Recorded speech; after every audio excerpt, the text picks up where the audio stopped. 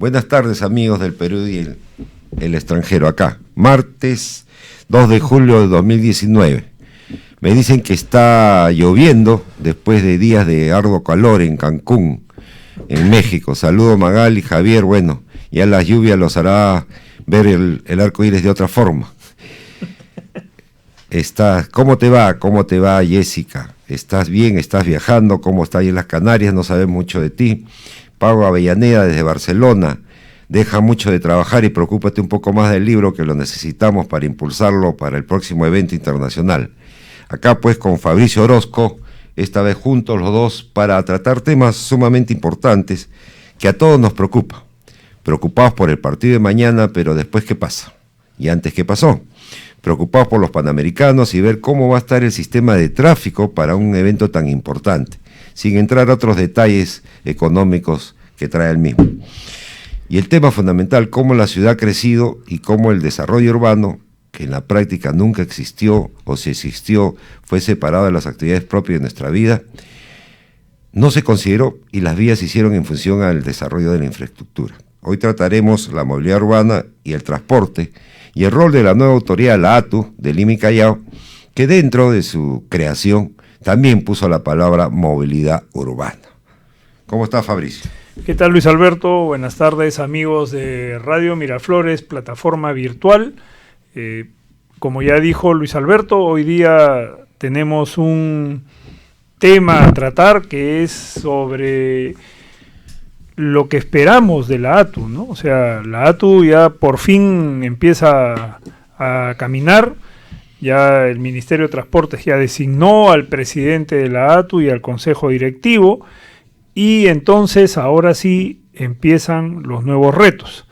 Entonces, bajo ese escenario de designación de los funcionarios responsables de la ATU, es que es atendible esta agenda que hemos planteado nosotros y que son los temas que vamos a empezar a tratar a partir del día de hoy, y siempre con un afán y con un espíritu de aportar a nuestras autoridades. A veces habrán críticas, las críticas son razonables, son saludables, nadie es dueño de la verdad, pero crítica constructiva es un aporte para definir el camino de hacia dónde queremos ir y hacia dónde queremos llevar esta gran ciudad que es Lima y Callao, donde estamos 12 millones de habitantes, donde estamos más de la tercera parte de la población del país y donde el transporte y la movilidad constituyen uno de los dos problemas principales de esta gran ciudad. Entonces, Luis Alberto, bueno, acá estamos. Hoy día nos toca abrir la cancha para darle gusto al lenguaje futbolístico que estamos teniendo, y vamos a conversar sobre estos temas importantes de lo que se nos viene, lo que es la movilidad urbana, el transporte y el rol de la ATU. Y para completar lo que dijo Fabricio, la ATU es un esfuerzo, una solicitud de todos, de millones de peruanos, de limeños que han estado buscando alternativas bajo una sola autoridad que evite los problemas históricos que ha tenido Lima y Callao, que está en Huarochirí y en otras ciudades contemporáneas con Lima, pero no se ha tratado de manera integral. Justamente por eso es el tema que tratamos hoy día del desarrollo urbano. Pero más que eso, la ATU no es una creación de este gobierno, ni de las personas que la representan. Ni siquiera ponemos en tela de juicio si están capacitados o no, porque no es el momento, pero la ATU es un esfuerzo de más de 20 años, de una serie de profesionales que hemos venido impulsando desde el año 1996 con la creación del Consejo Nacional de Seguridad Vial, el orden en la ciudad bajo el fundamento de que lo más importante es la vida humana, la preservación de la vida humana, y en ese contexto todos, absolutamente todos los ciudadanos, indistintamente la actividad que estemos desempeñando, tenemos la obligación de velar por la vida humana. Todo eso ha sido producto de una serie de actividades que hemos realizado muchísimos profesionales, y bueno, la autoridad está creada, mal o bien, hay unos directivos que han sido nominados, y este fin de semana en 2 medios de comunicación masivos han tocado algunos temas referentes a la situación del transporte en términos generales, me imagino enfocado al Ministerio de Transportes y Comunicaciones, y algunas cosas de repente actitudes como funcionario del actual presidente de la ATU, pero vayamos a ver si mayormente una relevancia sustantiva o de repente obedece a otros tipos de confrontaciones que sería muy lamentable que comiencen de ahora. Y hablando de eso, parece que el Perú se pensó que las vías se construían y en función a cómo se construían las vías se desarrollaban las ciudades. Sí, pero yo creo que Lima y el Callao sí tenían en algún momento una visión planificada, Luis Alberto. Para nadie es un secreto que las vías van abriendo camino y van haciendo que las poblaciones se pongan al costado de las vías. Pero, por ejemplo, a finales del siglo XIX, inicio del siglo XX, Lima y Callao eran dos unidades, vamos a decir, urbanas, separadas. Había que viajar de Lima al Callao, había un ferrocarril que transportaba de Lima al Callao. Lima era una ciudad obviamente más chica, pero tenía áreas, vamos a decir, definidas como áreas residenciales, áreas comerciales, y tenía áreas planificadas de expansión. Las áreas planificadas de expansión de Lima a principios del siglo XX, hace 100 años, cuando se iba a celebrar el primer centenario de nuestra independencia, tenía pues, se había destruido, vamos a decir así, o derruido la gran muralla de Lima, que iba por la avenida Alfonso Ugarte. Se hacía la avenida Alfonso Ugarte como una avenida de desarrollo. Tenías la plaza 2 de Mayo, tenías la plaza, hoy día Bolognesi, eran plazas de expansión. La avenida Arequipa, en ese momento se llamaba avenida Leguía, era una avenida que empezaba a expandirse hacia el sur de Lima, y llevaba a Lima hacia una zona residencial que era Santa Beatriz. Se estaba dando algún tipo de planificación en la ciudad sobre el desarrollo urbano, y ese desarrollo urbano tenía que ver también con la movilidad de Lima, porque empezaban a implementarse, como ya se dijo, el funcionamiento del tren Lima-Callao, y teníamos como transporte público el sistema de tranvía, que daba la vuelta a Lima, y Lima tenía cuando menos un esquema planificado de hacia dónde quería ir la ciudad. Incluso por esa misma época, la prolongación de la avenida Grau hacia la zona por donde hoy día está el sitio llamado Tacora, o por donde está el cementerio El Ángel, era en ese momento un sitio de proyección urbana, de residencia urbana para las clases medias. Entonces, había una planificación, vamos a decir, hace 100 años. Desde esa época a hoy, 100 años después, la planificación desapareció. Y eso afecta la movilidad, afecta el transporte y por tanto afecta el desarrollo de la ciudad como tal. Pero en ese escenario, ya nosotros indirectamente, dado por la relación internacional que teníamos de repente por el puerto del Callao, fundamentalmente más que el aeropuerto, se veía que el tranvía era fundamental, y Europa tenía tranvías años, ya tenía sistemas de metro, y había un sistema integral mayor que decían cómo se comportaba el mundo, y el vapor era importante. Entonces las autoridades, los funcionarios y quienes podían salir del Perú al extranjero tenían esa visualización, y mayormente ellos fueron los que tuvieron las decisiones políticas en la gestión pública, en la planificación. Sin embargo, ¿qué pasó?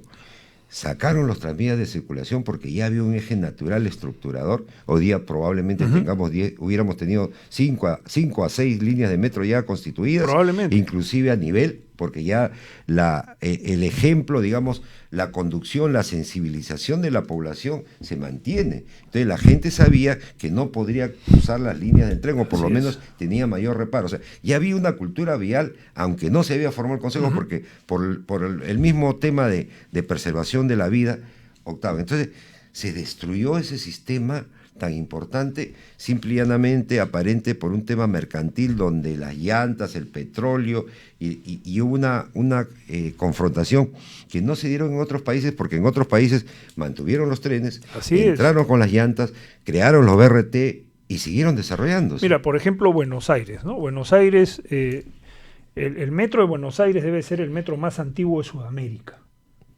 está próximo a cumplir 100 años el Metro de Buenos Aires. Pero en esa época, bueno, Argentina era la 9ª, la 8ª economía del mundo. Pero vamos a países más cercanos al nuestro, ¿no? O sea, Santiago de Chile, capital de Chile, implementa su metro para el desarrollo de un evento deportivo que fue el Mundial de 1962. Entonces, ya Chile tenía visualizado el metro y llega a plasmar su metro en la década del 60. Venezuela también llega a tener su metro a finales de los 60, inicios de los 70. Ni que hablar de otras ciudades donde el sistema ferroviario, como las ciudades de Brasil, ha estado siempre presente. Y tener ese sistema de trenes, de metros, como tú bien lo dices, no significaba dejar de lado el sistema para desarrollar la otra industria, que era la industria automovilística, que iba además a desarrollar una serie de industrias colaterales. A finales de los 60, inicio de los 70, en Lima habían, creo, 14, 15 plantas de ensamblaje automotriz y teníamos tranvía y había toda una proyección para hacer el metro en Lima. Sin embargo, el tema yo creo que pasa por una intención política de no darse cuenta que esta ciudad tenía que responder a muchas necesidades y no se planificó satisfacer esas necesidades. Lima empieza a recibir invasiones a partir de finales de la década del 40, 50, se acentúan en los 60, en los 70, pero en realidad la reacción por parte del Estado como Estado para planificar y saber recibir esas invasiones de gente que venía de provincias, que emigraba de provincias buscando satisfacer necesidades y servicios que no encontraba en sus provincias, no supo ser atendida tampoco, ni planificada en su momento por las autoridades que gobernaban en ese momento el país y Lima, ¿no? Y bueno, entonces, digamos, como has tú estructurado, si bien es cierto, había una expansión post-republicana en Lima y había un sistema de tranvías y ese sistema ya había sido traído, ya se habían hecho estudios para desarrollar y esos estudios proyectaron posteriormente la creación de un sistema más grande. Es increíble que las instituciones del Estado, llámese Instituto Nacional de Planificación, que debió existir en esa oportunidad, con otras instancias, el mismo Ministerio de Transportes y Comunicaciones, que era vivienda inclusive en ese tiempo, claro. Y ahí viene un rompimiento que vamos a hablar que no tenía ninguna lógica, generaron pues distorsionar todo nuestro sistema y estamos en lo que estamos. Yo creo que hasta la década del 70, más o menos, algún orden aparente existía y alguna visión de planificación teníamos. Recordemos que Lima había empezado a desarrollar barrios obreros, había empezado a desarrollar unidades vecinales, el Estado construía a partir de la Empresa Nacional de Construcción y Edificaciones unidades vecinales destinadas a los trabajadores que aportaban. Entonces, había un rol del Estado que servía para ir ordenando toda esta vorágine que se fue liberando y que fue incontenible, quizás ya acentuada a partir de los 70 hacia adelante. Ya los 80 fue un desborde de la ciudad y ya las autoridades fueron incapaces de contener el desborde y lo más triste todavía, hasta hoy día, nuestras autoridades han sido incapaces de reencauzar ese desborde. Y lo vemos todos los días, o sea, basta salir a la calle y encontramos, por ejemplo, los taxis colectivos, o encontramos las motos que hacen taxi lineal, o encontramos las unidades de transporte vehicular público que transitan con colores de las empresas autorizadas, pero cuyas unidades no tienen autorización. Entonces, la voluntad política y la dirección y la gestión política de las autoridades fue empezando a acostumbrarse a convivir con la informalidad y a vivir de la informalidad, que eso es lo más grave y lo más triste de una ciudad, y se relegó la planificación por completo. Entonces, digamos, se desbordó, no hubo un trabajo cíclico de los funcionarios públicos que debieron mantener una inercia en cada sector, muchos fueron cambiados. no se respetó como una conceptualización del desarrollo futuro del país, primero ver la capital y el primer puerto de la República, y por lo tanto se perdió el principio de autoridad, ¿no es cierto? Se relajó todo, pues. Donde estamos ahora, ¿no? Sí. O sea, la autoridad está pintada y lo vemos en todas las instituciones públicas, sí, lamentablemente, ¿no? Mal que bien, confundido. Pero estamos en un aparente timbrazo, campanazo final, ¿no? Como si fuera el último round de un partido donde ante tanta desesperación nacional, no porque esto es nacional, pero centralizada en Lima y Callao propiamente por la centralización existente de la población y de sus demandas de servicios, salud, de educación, de transporte y de medio ambiente, Lima dice no puedo más, tenemos 250.000 taxis, tenemos aproximadamente 50.000 transportes públicos, sin hablar de la informalidad. Este año se ha importado más motos que vehículos automotrices, hay más motos en las calles, los mototaxis han crecido terriblemente y la confusión llega. En esa confusión y crisis grave de salud, de educación, de seguridad vial, de estrés, hablo de salud por el estrés permanente, tú, si estás en tu vehículo particular, te cierra un taxista, se te mete una moto, nadie respeta las luces en tránsito, menos la señalización, es un caos. Si tú te vas a un servicio público, que estamos en construcción de un servicio masivo, entran 10 vendedores, entran delincuentes a amenazarte, y es un pandemonio. Tú no puedes ni siquiera estar tranquilo porque te hablan en el oído y es increíble lo que pasa. Entonces, hay un comportamiento en las calles, en los vehículos, como si estuviéramos en la jungla, no hay un comportamiento ciudadano, un respeto. Si tú dejas la luz roja o el ámbar para cruzar, te cierran, o sea, no hay un conocimiento por lo mismo de por qué uno tiene un brevete, sin hablar de todo el tráfico de las cosas de brevete. Entonces, dentro de esa pandemia se crea una autoridad con la esperanza de que pueda formalizarla, y los primeros mensajes son increíbles. La ministra de Transportes, o proactiva sin criticarla, dice que eso demorará 20 años. Un reconocido funcionario de una fundación que aparentemente está ligada al sector más por intereses mercantiles que propio el desarrollo de la ciudad, también dice que es un proceso de 20 años. El mismo presidente dice que eso demorará 5 años.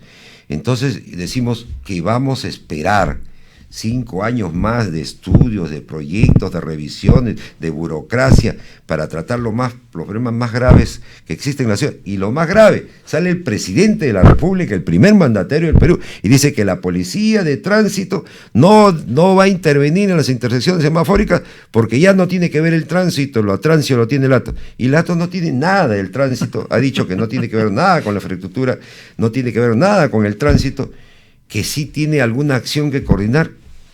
Entonces, ¿en qué estamos? A ver, tú has estado en la gestión pública, yo también, y todos sabemos que en la gestión pública uno tiene metas a corto, a mediano y a largo plazo. O sea, no todas las metas de la ATU tienen que ser a largo plazo. Cuando yo escuché, igual que tú, eso de que salía la ministra, decía que acá 20 años vamos a recién a ver las cosas, a mí me pareció que estaban poniendo el parche antes de que salte el Perú. O sea, la incapacidad de poder establecer un plan de acción inmediato se evidencia cuando salen a declarar que las cosas van a ser a muy largo plazo. Y hay cosas que tienen que ser a corto plazo.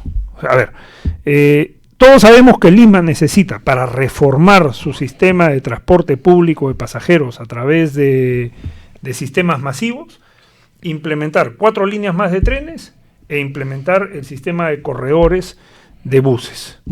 Entonces, ¿cuál va a ser la prioridad de la ATU? ¿Va a priorizar los buses dentro de un horizonte de corto, mediano plazo? ¿Va a priorizar el tren o los trenes dentro de estos horizontes de corto, mediano plazo? Porque la ATU tiene que coger la papa caliente que se llama transporte. Para eso ha sido creada. O sea, empecemos por ahí. Y a ver, ¿cuánto nos hemos gastado en los Panamericanos? 1.900 millones de dólares, ¿no?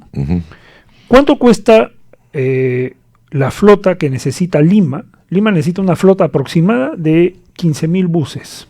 Más o menos. Más o menos. En todo el proceso. En todo el proceso. 15.000 buses, más o menos, a grosso modo son como 2.000 millones de dólares. O sea, si el Estado, y en este caso quienes dirigen el Estado, que son nuestros gobernantes, tuvieran los objetivos claros, podrían meterse a un proyecto de implementar una flota con 2.000 millones de dólares, poner la flota a disposición de Lima y darla en concesión a uno o más operadores expertos en operar flota.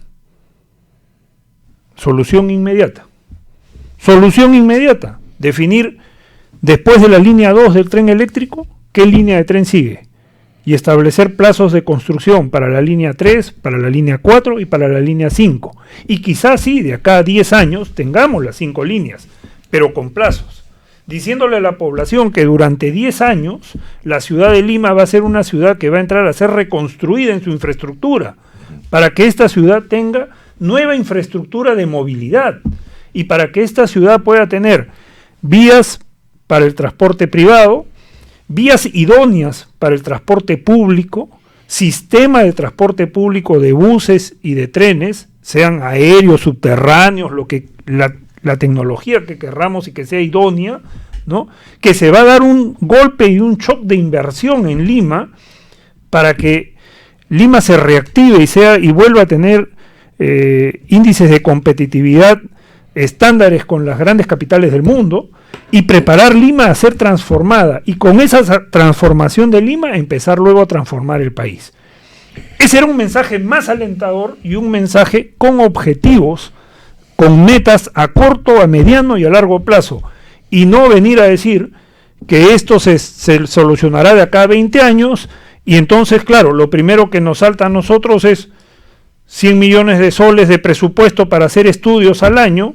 Por 5 años se van a gastar 500 millones de soles haciendo estudios, reproduciendo estudios que ya tenemos, ¿no? Cuando en realidad lo que se necesita es ejecución. Y la autoridad de transporte tiene que ejecutar y tiene que ser autoridad. Y lo más grave es que ya había un precedente. Después del fracaso en el diseño de la línea 1 de Vía El Salvador a Tocongo, y de su proyección y de la paralización y confusión que hubo en todo este marco desde el 2002, digamos, hasta el 2011 o 12 que se inauguró, por un tema político, ya hacía ver por dónde iba Lima, porque después se habló de los 6 corredores, de las 6 líneas del metro. Entonces, todos los técnicos que más o menos y especialistas que estamos en ese periodo de tiempo, que las hay y que hacemos responsable, ya veíamos dónde venía Lima. Así es. Entonces no hay nada creado. Entonces, ya sabíamos de las deficiencias que habían, ya sabíamos que había una informalidad terrible en los transportistas tradicionales, por decirle una cosa. Ya sabíamos que la mafia estaba entrando en ese momento con el tema de las concesiones, los que alquilaban la ruta. Ya sabíamos cómo venía. Entonces, no nos podríamos decir un ratito. La línea 1 era una perspectiva, pero habían 6 líneas en el camino, y durante 10 o 20 años, más o menos en ese periodo de tiempo, teníamos que crear un sistema rápido masivo a superficie a través de BRT. O sea, no se sacaba de ninguna manera el funcionamiento de las vías. Más bien, los buses iban a permitir que el ciudadano se acostumbrara a dejar su vehículo en su casa, transportarse en buenas condiciones por rutas establecidas y que las calles no estén con el tráfico que se teniera, porque a eso íbamos, un transporte rápido, masivo, que finalmente en un plazo total, digamos, de 15 a 20 años, ya podríamos integrarlo en estaciones de transferencia preestablecidas con el metro, pero también, como lo hicimos en la primera vez en Vía El Salvador, podría ya integrarse con los mototaxis, porque en Vía El Salvador, por la situación geográfica, lo integramos con los mototaxis. Entonces ya había un servicio, digamos, creada por las propias necesidades de nuestra geografía o de los ciudadanos que lo necesitaban, que integraba las zonas periféricas con un sistema rápido masivo. Entonces, la línea 1 es exitosa, aún en ese pésimo diseño, porque ¿qué pasa? Movía gente de Vía El Salvador y ahora la mueve en San Juan de Lurigancho, y ahora se ve que está saturada porque es el mejor servicio. El Metropolitano, mucho tiempo después, por acciones fallidas de algunos alcaldes que ya conocían lo que te digo, que lo habían discutido, que lo habíamos conversado, giraron y dejaron abandonado la línea 1 y se fueron por un sistema de BRT, que no estaba mal, finalmente, porque no recordemos que todo el zanjón fue operado por un servicio de transporte metropolitano. Claro. Que ese servicio de transporte metropolitano tenía carros articulados. Por supuesto. Entonces no era nada novedoso. No, hay que acordarnos de los Ícaros. Y lo que se tenía que hacer es fortalecer ese sistema, claro, ver la estructura de crecimiento que se había, y a partir de ese sistema, mejorando mínimamente la infraestructura, y racionalizando el servicio, pero se hizo todo lo contrario. Acuérdate, Luis Alberto, y disculpa que te interrumpa, que el Zanjón, o sea, fue hecho como una vía expresa, pero estaba orientado a que por ahí pasara el metro de Lima. Claro. ¿No? Que luego no se construyó el metro de Lima y fue reemplazado, como tú bien has hecho recordar, por esta línea operadas por Enatru, por la Empresa Nacional de Transporte del país, donde vinieron los primeros buses articulados, que eran estos buses que venían de Europa del Este, que eran los Ícaros, ¿no? Entonces, hasta ahí todavía existía alguna intención de saber hacia dónde íbamos. Pero hoy día, después de 30 años de incertidumbre, este primer mensaje que nos da nuestra Autoridad de Transporte Único para Lima y Callao sigue siendo de incertidumbre. Y por eso te decía, no era, lo dijiste antes, lo reiteramos, si nosotros venderíamos cebolla, trigo y otras cosas, no podríamos meternos al transporte porque deberíamos ser agricultores. Pero nosotros somos especialistas, estamos metidos en el sector mucho tiempo y hemos trabajado y seguimos trabajando a través de este programa también, a través de la revista Envía, a través del grupo Envía, a través de las asesorías especializadas que hacen, y nos hemos conjugado un montón de personas que tienen afinidad en el tema y estamos diciendo cuánto tiempo se perdió. Y nos preocupa que se siga perdiendo más tiempo, que el desarrollo urbano se deje de costado, que se infrima y se obvie partes fundamentales de la movilidad urbana como es el transporte y el tránsito, porque están íntimamente ligados, no son dos cosas diferentes, no. Una no vive con la otra y por lo tanto la autoridad debió preverlo, y que ahora entre gallos y medianoches haya gente muy mercantilizada que quiere pensar en otra autoridad de tránsito para ver otro negocio en semáforos, en señalización y en lo que venga. Entonces decimos, regresamos a la época de los tranvías, donde intereses mercantiles paralizaron todo nuestro desarrollo y nos han hecho retroceder 40 años y todos los países vecinos nos llevan 40 años de ventaja. Así es. ¿No? Entonces creamos una autoridad con tanto esfuerzo, ¿para qué? Para caer en lo mismo, es increíble, ¿no? Realmente. Entonces, es que la gente tiene que entender de que deben existir planes y programas adecuados que concerten realidades, necesidades, factibilidad económica financiera, priorizando lo más importante y lo que se tiene que atender con la demanda y los deseos de viaje de la población.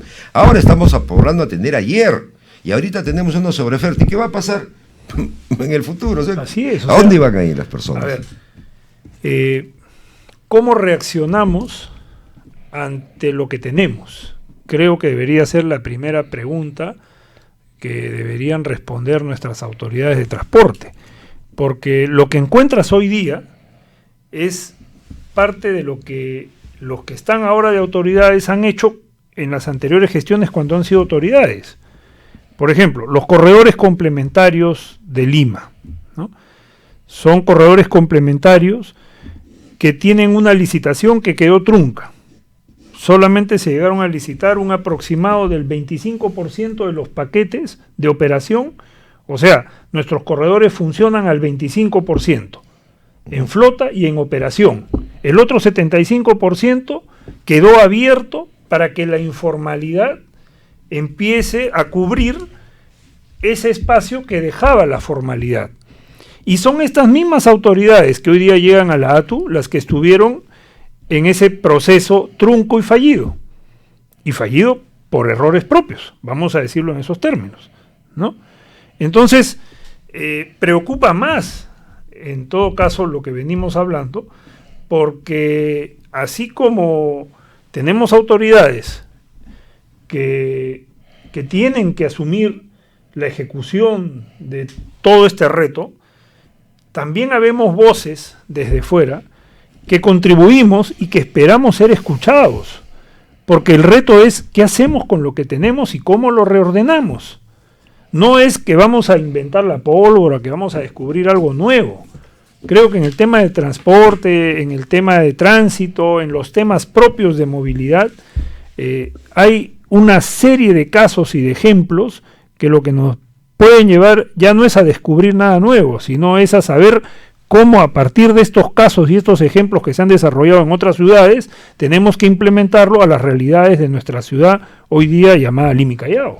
No, y lo más sorprendente es que en estos escenarios, los errores que se dieron en el Metropolitano, la deuda de más de 800 millones de dólares que le tienen estos concesionarios a Cofidis, que nadie dice nada, las denuncias que han hecho estos concesionarios a la Municipalidad de Lima y que nadie dice nada, la deuda que le tienen estos concesionarios a la Municipalidad de Lima por sobrefacturación que hicieron en los costos y en el recaudo, nadie dice nada, y todavía nadie tampoco habla de que la concesión que ellos dicen que no entró en vigencia, sí entró en vigencia y se quiere hacer una ampliación del corredor para darle 10 años más de vida a quienes deben, a quienes engañaron, a quienes no han pagado y tienen la osadía de presionar a la autoridad.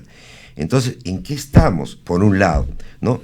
Y además, esa oferta del servicio ya no está a la altura de la demanda, o sea, inclusive hasta el pasaje debería bajar si hacemos la cifra polinómica que lo hicieron. Es correcto, porque la fórmula trabaja de manera inversa al crecimiento de la demanda. O sea, a mayor demanda, calculada, a mayor demanda, tendría que ajustarse en equilibrio hacia abajo, porque si no hay un desequilibrio económico-financiero a favor de los concesionarios.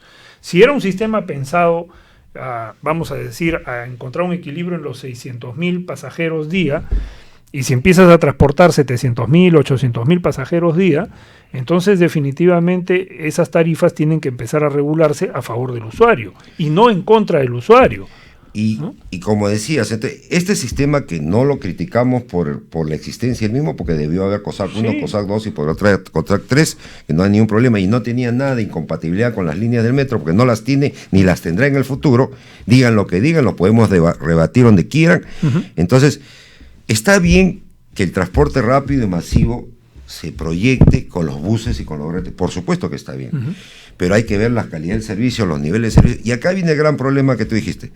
Solo licitaron el 25%. Así es. Por lo tanto, en el mejor de los casos que no se dio, porque no tienen paraderos de inicio, no tienen paraderos de final, no tienen transferencia, no tienen nada, y no hay interconexión. La gente paga más que antes, la informalidad ha crecido porque todos los principales correos han sido invadidos por los taxis colectivos. Entonces, no funcionó. Mira a lo que llegamos, ¿no? O sea, en la etapa del desarrollo del COSAC, ¿no?, hubo inversión por parte del Estado peruano, ¿no? Se invirtió en infraestructura. ¿No? Mal, bien, se invirtió en infraestructura. ¿No?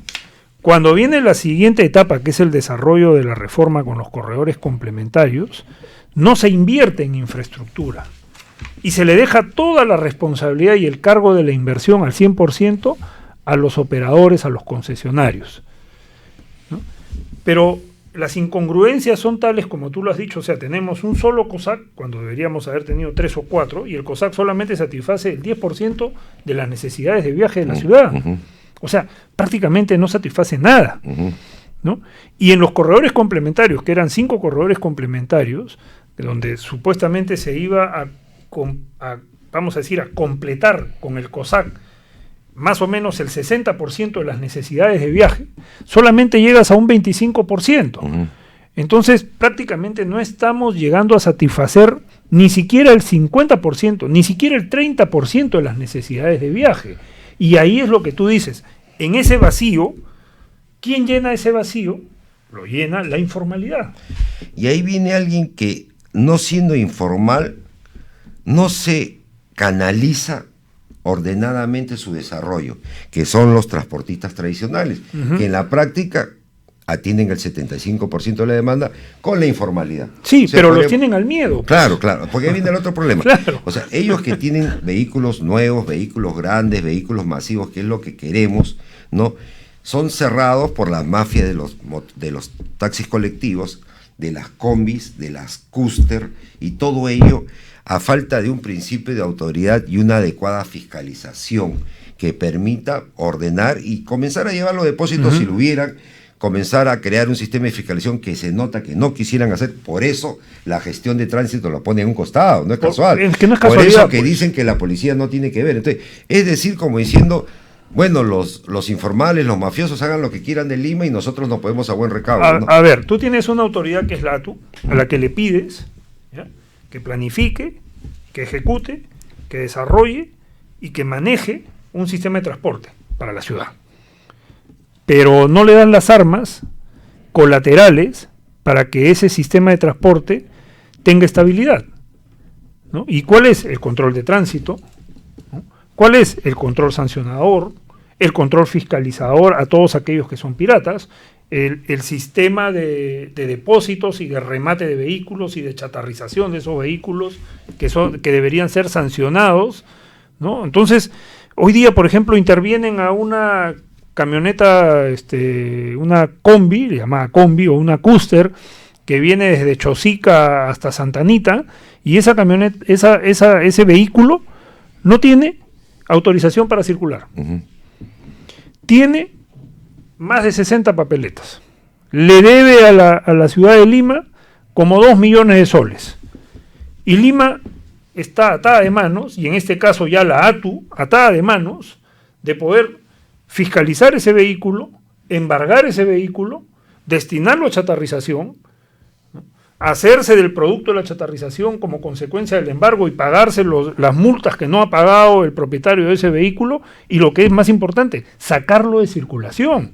Entonces, si no le das las armas a la ATU, que también necesita, o sea, es parte de lo que evidencia que la voluntad política de nuestros gobernantes tiene pues un freno que probablemente se deba a otras explicaciones. Claro, porque es un insulto a la inteligencia.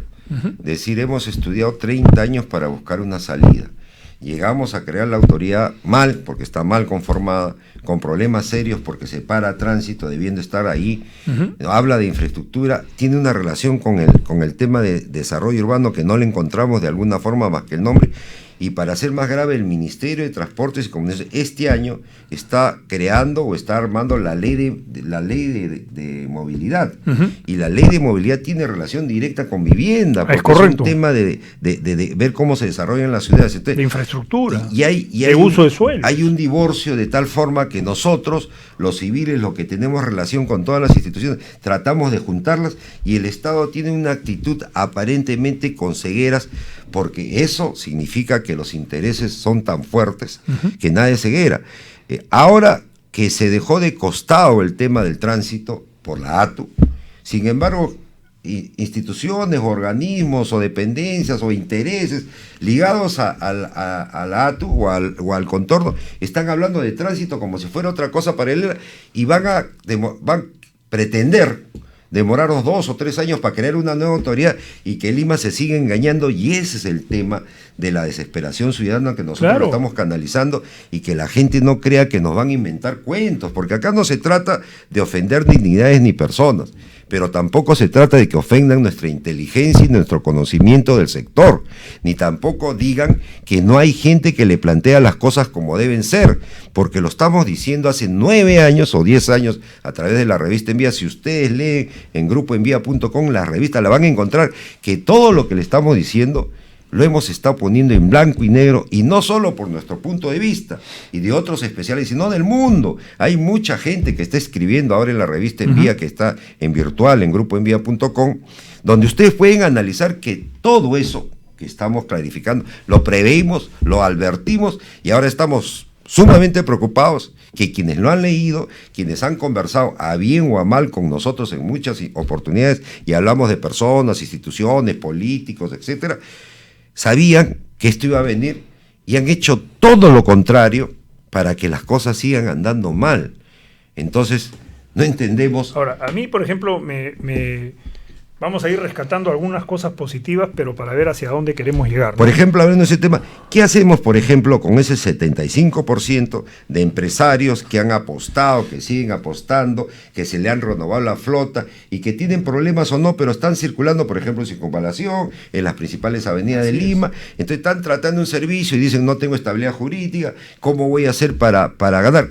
Voy a presentarme a los concursos serán transparentes, ¿cómo hago para capital mi institución? Hay empresas que ahorita están capacitando, o sea, empresas de consultores, de especialistas, que capacitan en operación vehicular, en frecuencia. Entonces, hay un incentivo de la actividad privada que no está de alguna forma reglamentada o apoyada por la Municipalidad de Lima y Callao, o por último por la ATO cuando sea conveniente, que ya están dentro, saben del negocio, pero los miran como vecinos o como primos que no se quiere, y ellos movilizan de alguna forma el 75% de la ciudad. Hay esfuerzos que son gratos y hay que mencionarlos, ¿no? O sea, hace varios años, cuando a los transportistas de Lima y a las empresas de transporte les empezaron a plantear todos estos sistemas nuevos, como el BRT, el COSAC y luego los corredores, ellos empezaron a hacer esfuerzos para ir modernizando su flota y para tener inversión, ¿no? Incluso yo podría atreverme a decir que el gran esfuerzo que hicieron para los corredores complementarios, que significó modernizar casi más o menos el 25 al 30% de la flota que tenían en ese momento, fue un esfuerzo enorme. Pero una cosa es el esfuerzo que haces y qué respuestas o qué incentivos encuentras en la autoridad, y otra cosa es el esfuerzo aislado que pueden hacer algunos y no todos, ¿no? Entonces, y yo creo que por ahí es parte de lo que no ha sabido o no han sabido vender quienes en algún momento hemos estado formando parte de las unidades de autoridad, ¿no? En el caso del Metropolitano, por ejemplo, y yo debo decirlo así por experiencia propia, el esfuerzo empresarial que debió significar consolidar empresas peruanas que tenían socios técnicos extranjeros no se dio. Y lamentablemente las autoridades de ese momento, quienes estábamos en la gestión, abandonamos al empresario peruano y lo dejamos que juegue un partido donde tenía condiciones disímiles con los que venían de afuera, y los dejamos a que jugaran su partido solos, solamente poniéndoles cláusulas de protección que durante los primeros 4 años no podría haber una modificación en el capital social de las empresas. Entonces ahí hay que hacer un mea culpa, porque si queríamos tener empresas sólidas, fuertes, con capitales peruanos o con capitales mixtos de peruanos con extranjeros y aprovechar la experiencia de los extranjeros, debimos haber fortalecido a los peruanos.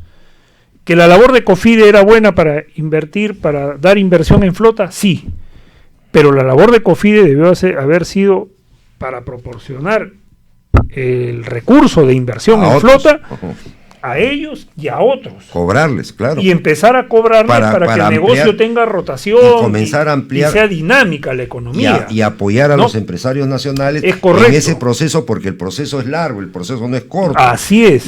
Pero yo sí tengo que decir que yo sí participé en la mesa y les planteé a la mesa y les dije a quien eran las autoridades en ese momento de que eso estaba mal concebido y que si nosotros no integrábamos a las empresas formales en ese momento, que no había un nivel de formalidad muy alto, iba a caerse el proceso. Mira, han pasado 5 años, 6 años, y lamentablemente teníamos la razón, y eso está puesto en la página central de la revista En Vía, lo dijimos en muchos eventos, y es más, colaboramos con nuestros puntos de vista, con nuestras ideas, con los mismos transportistas operadores, con las autoridades, porque los conocíamos, y nos dijeron sí, nos ningunearon, y lamentablemente, Fabricio, estos son los resultados. O sea, no porque éramos sabios, porque por ahí venía el tema.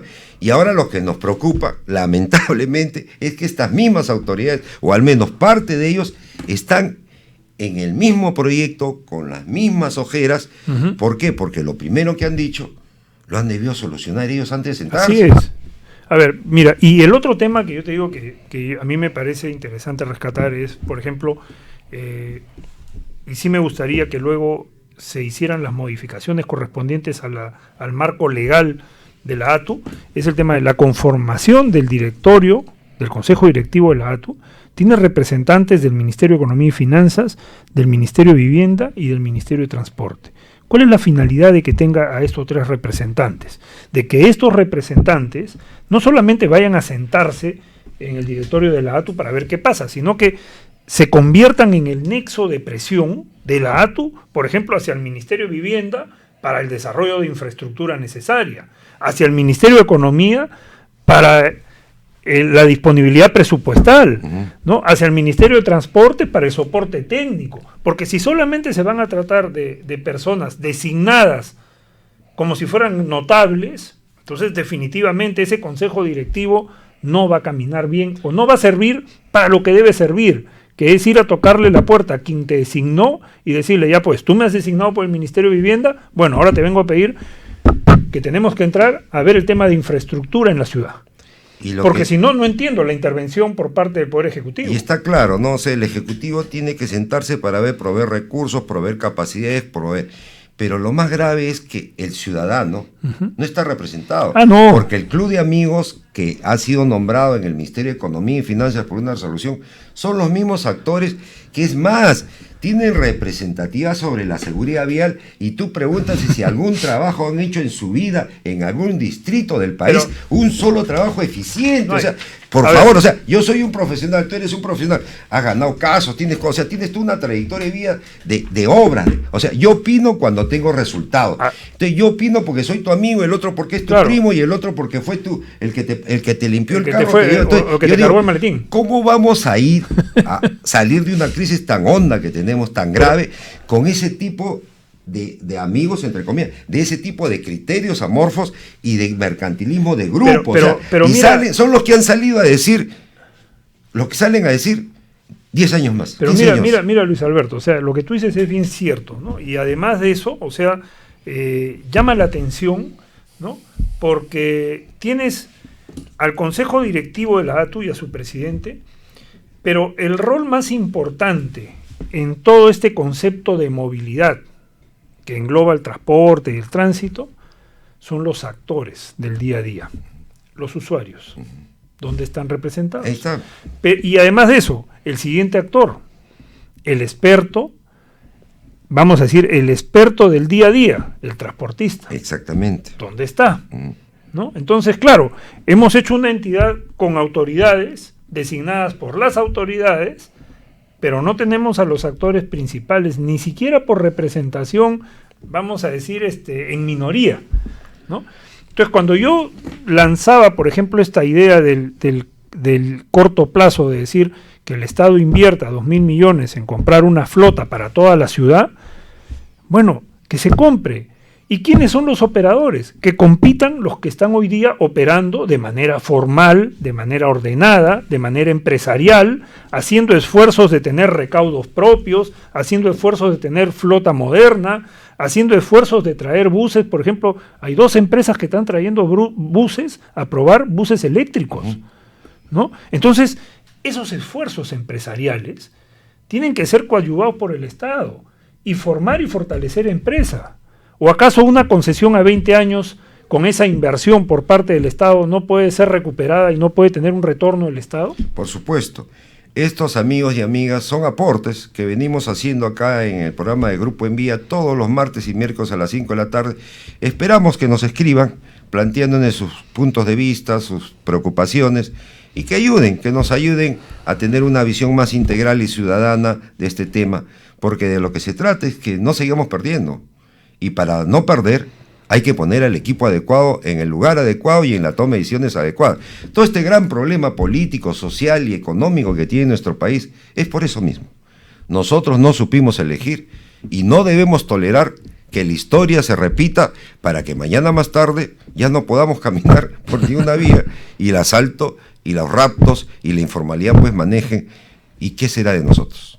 ¿No es cierto? Nosotros los martes y miércoles acá con Fabricio, informándoles, comunicándoles y actuando transparentemente. No se trata de criticar por criticar, se trata de preocuparnos de nuestro país que se llama Perú y como peruanos tenemos la obligación y el derecho no solo de mantenerlos informados, defenderlos, sino ver cómo se tenía que ver. Así es, Luis Alberto, ¿no? O sea, ese era el mensaje además inicial y creo que hacia eso apuntan nuestras propuestas, ¿no? O sea, queremos revertir la situación, creo que ese es el objetivo. Queremos hacer que Lima y el Callao sean una ciudad moderna, una ciudad desarrollada, con niveles de competitividad, de acuerdo a lo que son los estándares internacionales. Queremos que sea una ciudad o un espacio urbano sostenible, que respete el medio ambiente. Bueno, tenemos que apuntar a eso, pero tenemos que tener también acciones de cortísimo plazo. Esto no puede seguir manteniéndose tal cual. Esto es como lo que está haciendo nuestra selección, ¿no? Queremos llegar al Mundial de Qatar, pero primero tenemos que empezar a patear bien los 5 penales que tenemos que patear contra Uruguay. Ya se hicieron los penales, se patearon los penales, mañana nos toca otro partido, vamos avanzando poco a poco. Entonces, de eso se trata, de ir colaborando y aportando. Y acá estaremos martes y miércoles, como dijo Luis Alberto, para ver estos temas. Muchas con gracias. esto me despido, muchas gracias. Hasta la próxima, hasta mañana. Hasta acá, mañana. Antes del partido. Antes del partido.